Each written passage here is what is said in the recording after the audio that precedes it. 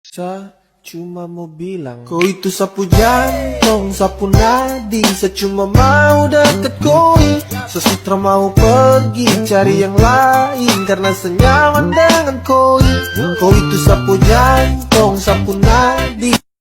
Siapa yang selalu ada buat kamu di saat kamu bahagia ataupun sedih?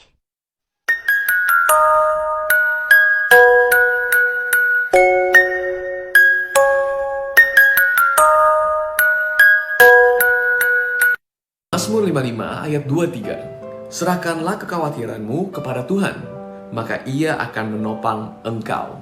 Orang jujur tidak dibiarkannya dikalahkan. Hari ini, ada gak sih rasa khawatir yang membebankan hati lu? Mungkin kebimbangan akan masa depan. Mungkin kecemasan atas kesehatan. Mungkin ketakutan akan keuangan dan keluarga. Semuanya itu yang udah membebankan hati lu begitu lama sampai rasanya mulai membunuh lu dari dalam. Hari ini, Tuhan mau mengingatkan kita, jangan khawatir.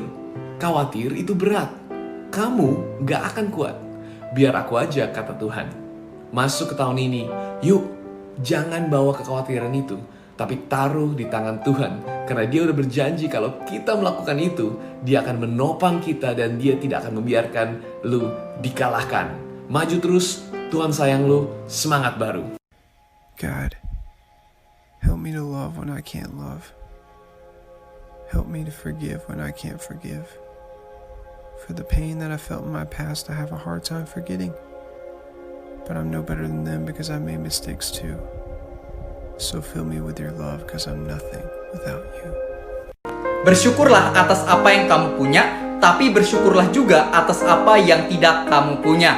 Karena mungkin saja kamu belum mendapatkannya dari Tuhan, karena hal tersebut tidak cocok buat kamu. Atau mungkin juga kemungkinan kedua, mungkin aja hal itu cocok dan tepat, tapi waktunya belum tepat. Jadi kamu harus sabar sedikit. Atau mungkin juga pilihan yang ketiga, Tuhan belum memberikannya karena kamu belum siap menerimanya. Saat ini kamu sedang diproses oleh Tuhan supaya kamu bisa siap untuk menerima berkat itu di masa depan. Intinya adalah percaya sama rancangan Tuhan dan juga waktunya Tuhan. Bersyukur atas apa yang kamu punya, tapi bersyukur juga atas apa yang kamu belum punya. Tuhan tahu yang terbaik buat kamu, maka itu lakukanlah kehidupan kamu, jalanilah kehidupan kamu dan baik dan setia. Nggak perlu mengeluh terus, tapi bersyukur, bersyukur, bersyukur. Ada kekuatan di balik ucapan syukur kita. Tunggu! Jangan dulu, inilah pesan Tuhan untuk kamu hari ini. Pada Galatia 5 ayat 6 dikatakan bahwa iman kita adalah iman yang bekerja oleh kasih. Bahasa Inggrisnya, faith energized by love. Mungkin hari ini banyak orang yang masih bertanya-tanya, gimana sih caranya kita bisa memiliki iman yang kuat? Jawabannya adalah kalau misalnya kita sadar akan betapa besar kasih Tuhan kepada kita, dan kasih Tuhan itu membangkitkan kasih kita kepadanya, itulah yang bisa membangkitkan iman kita. Sesungguhnya iman kita bukanlah tentang kedisiplinan, melainkan tentang kesadaran. Kesadaran akan betapa luar biasanya kasih Tuhan kita kepada kita ketika Dia mati di atas kayu salib untuk menebus dosa-dosa kita. Semakin kita sadar akan kasih Tuhan, semakin kita bisa mengasihinya juga, dan juga memiliki iman untuk terus berjalan bersama-samanya dan juga menuju tujuan yang telah Dia tetapkan dalam hidup kita. Shalom, selamat pagi. Untuk kamu yang sering ditanyain siapakah Yesus, diakah Tuhan ataukah siapa?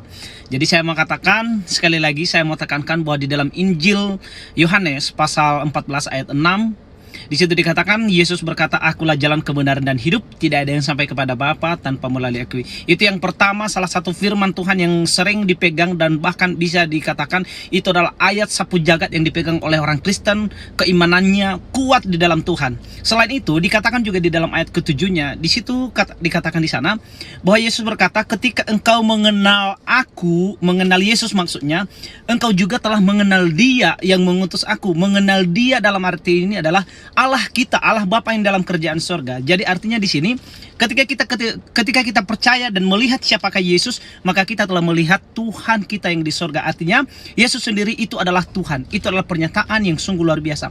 Tuhan Yesus memberkati. 3 alasan mengapa kita jangan memandang rendah orang lain. Yang pertama adalah karena kita harus ingat bahwa setiap pencapaian, setiap kemampuan, setiap kekayaan yang kita punya itu berasalnya dari Tuhan. buat kita syukuri dan bukan buat kita sombongin. Yang kedua adalah karena kita harus ingat bahwa yang namanya roda itu berputar. Bisa aja tahun ini kita di atas orang lain, tapi bisa aja 2 tahun kemudian kita berada di bawah orang lain. Maka itu jangan pernah sombong, jangan pernah menganggap rendah orang lain. Kita nggak pernah tahu apa yang akan terjadi di masa depan. Dan yang ketiga adalah karena memandang orang lain rendah adalah sebuah dosa. Yang Tuhan inginkan bukanlah untuk kita memandang orang lain dengan rendah, melainkan untuk memandang orang lain dengan kasih. Mendoakan dia supaya hidupnya juga bisa naik juga, dan bukan mendoakan atau memandang dia rendah di bawah terus. Ingat teman-teman, kita itu diciptakan Tuhan untuk jadi berkat dan bukan untuk menjadi kutuk buat orang lain. Saya cuma mau bilang terima kasih Tuhan untuk kasih setiamu yang ku alami dalam hidup